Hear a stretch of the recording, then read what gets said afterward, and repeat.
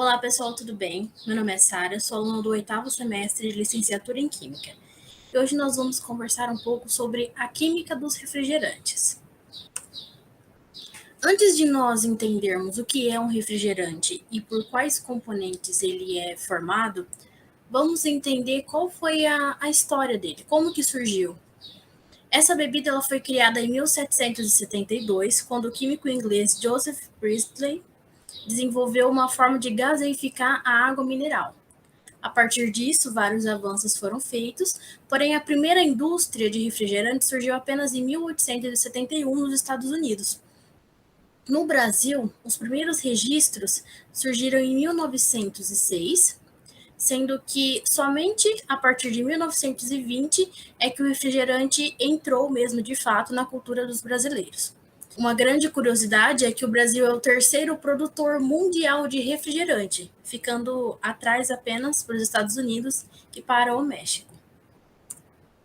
Nós ouvimos falar em refrigerante praticamente todos os dias da nossa vida, mas a gente nunca parou para pensar o que quer dizer essa palavra, o que significa, qual característica dá esse nome a essa bebida. Então, bora lá.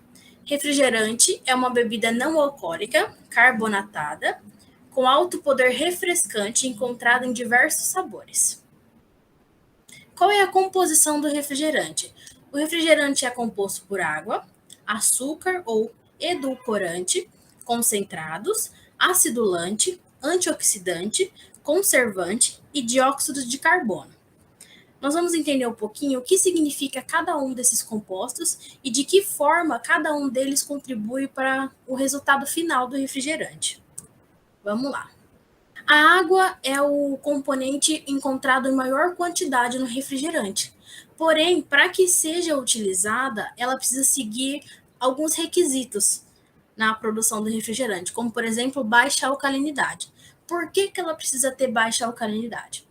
Porque bicarbonatos e carbonatos presentes nela podem interagir com outros ácidos orgânicos presentes na composição do refrigerante, e isso pode interferir na acidez, interferindo também, consequentemente, no sabor e no aroma desse produto final, que é o refrigerante.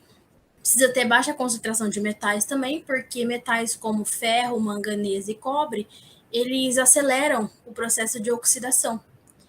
E isso faz com que haja a degradação do refrigerante.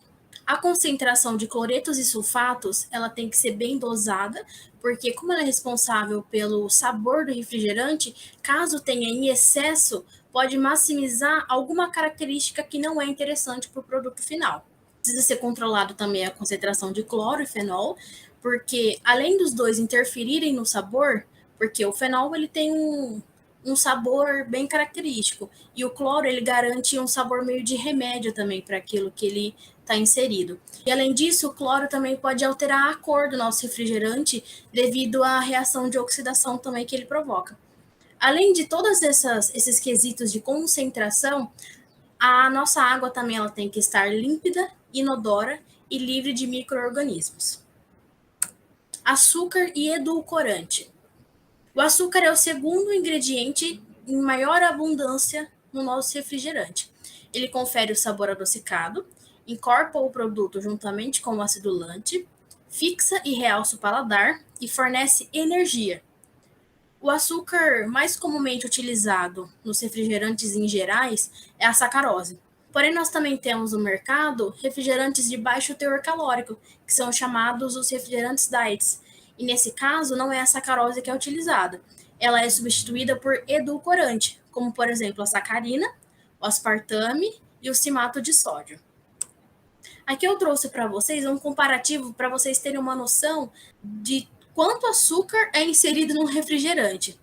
Aqui, ó, nessa primeira latinha, em 355 ml de refrigerante tem 37 gramas de açúcar. Em uma garrafinha de 600 ml tem 63 gramas de açúcar. Em uma garrafa de 1 litro tem 101 gramas de açúcar.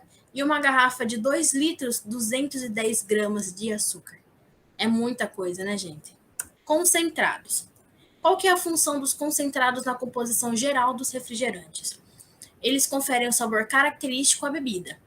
São compostos por extratos, óleos essenciais e destilados de frutas e vegetais. Sabor é a experiência mista de sensações olfativas, gustativas e táteis perceptíveis durante a degustação. Acidulante, qual que é a função dele? Regula a doçura do açúcar, realça o paladar e baixa o pH da bebida, inibindo a proliferação de micro-organismos. Todos os refrigerantes possuem pH ácido, de acordo com a bebida, pode variar de 2,7 a 3,5 de pH. Na escolha do acidulante, o fator mais importante é a capacidade de realçar o sabor.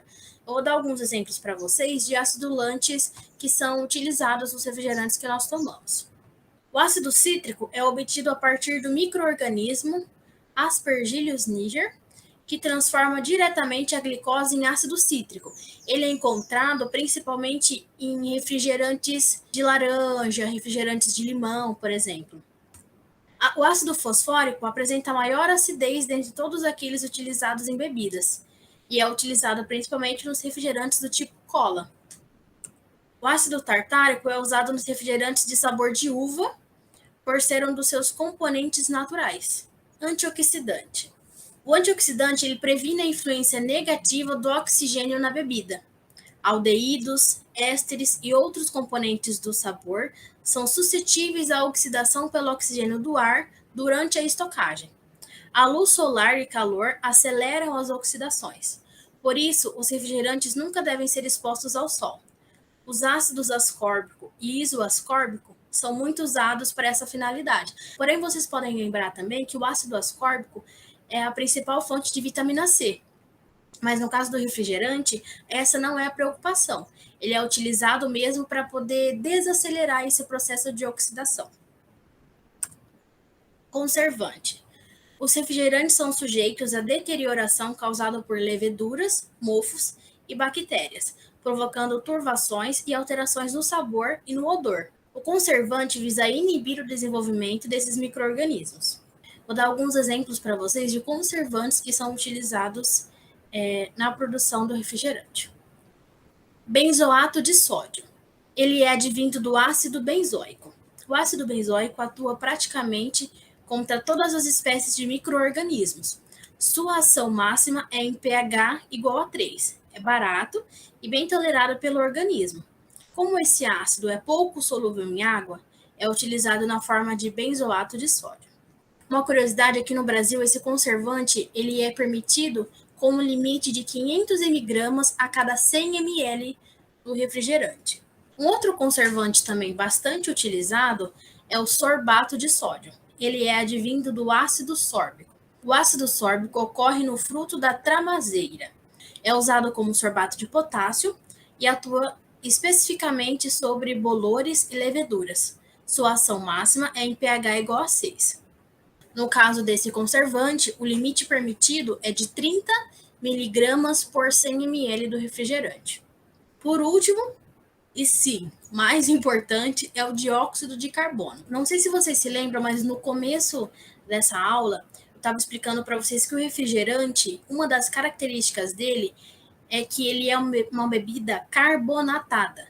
Devido ao dióxido de carbono presente em grande concentração nessa bebida, é que ele recebe esse nome. A carbonatação dá vida ao produto, realça o paladar e a aparência da bebida. Sua ação refrescante está associada à solubilidade dos gases em líquido, que diminui com o aumento da temperatura. Ou seja, dióxido de carbono, ele é dissolvido na água. E como que ocorre essa dissolução? Ocorre em baixas temperaturas e em alta pressão. Olha um exemplo para vocês. O CO2 sobre alta pressão dentro de uma latinha.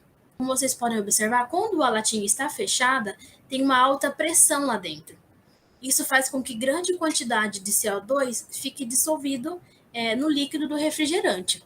No outro lado, vocês podem ver também que quando a gente abre a latinha, a pressão é liberada. Quando a gente libera essa pressão, começa a formar aquelas bolinhas. E isso significa a liberação desse CO2 devido à baixa pressão.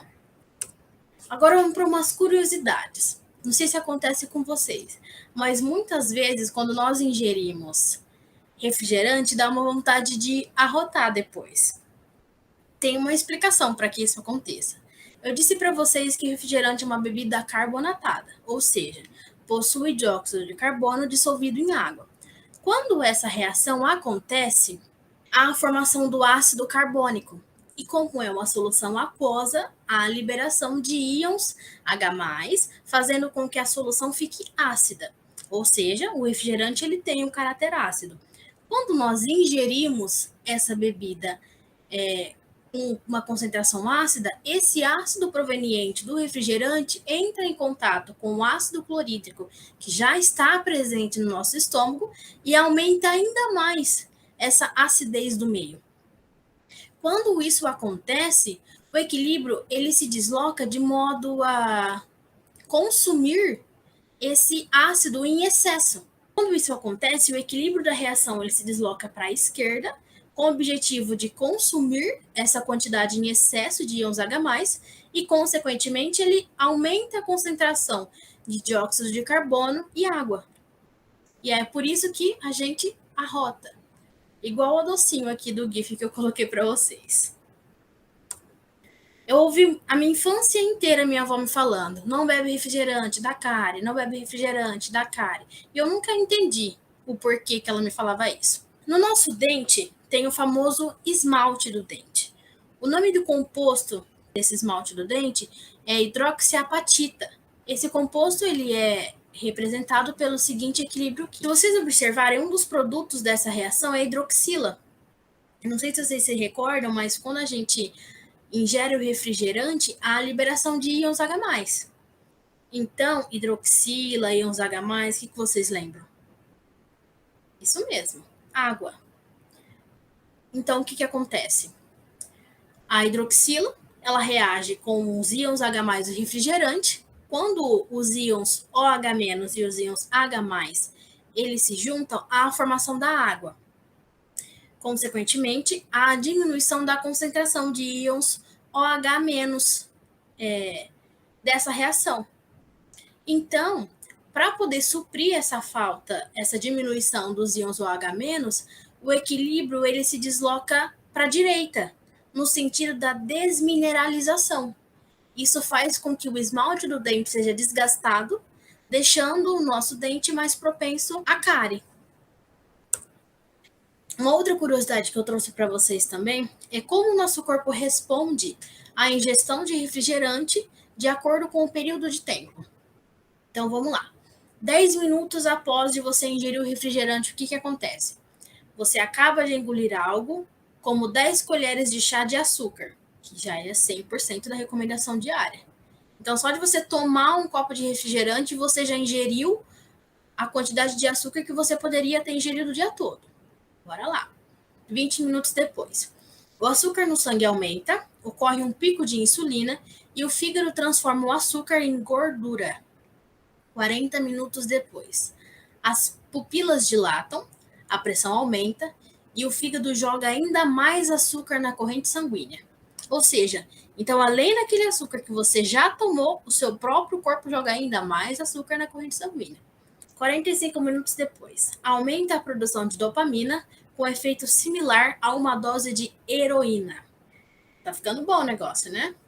50 minutos depois, ocorre um aumento no metabolismo e a eliminação de cálcio pela urina, que pode causar osteoporose. Ou seja, com a perda de cálcio, os nossos ossos vão ficando mais frágeis. Não sei se vocês já viram aquele experimento que pega um ossinho de frango e coloca em um copo de refrigerante. Experimente fazer isso em casa, depois a gente conversa sobre o resultado. 70 minutos depois, a falta do açúcar causa irritação e ou preguiça. A água do refrigerante já foi eliminada pela urina junto com os nutrientes. Isso é só uma amostrinha do que o refrigerante causa no nosso corpo a curto prazo. Se nós pesquisarmos com mais afinco referente aos malefícios do refrigerante, a gente tira essa bebida da nossa vida, tipo assim, pro resto da vida. Então, pessoal, pesquisem bem, conhecimento é poder, conheçam o tipo de substância que vocês estão ingerindo, brincadeiras à parte. Eu espero que vocês tenham gostado, espero que vocês tenham entendido. E qualquer dúvida que vocês tenham, podem entrar em contato comigo, tá bom? Muito obrigada.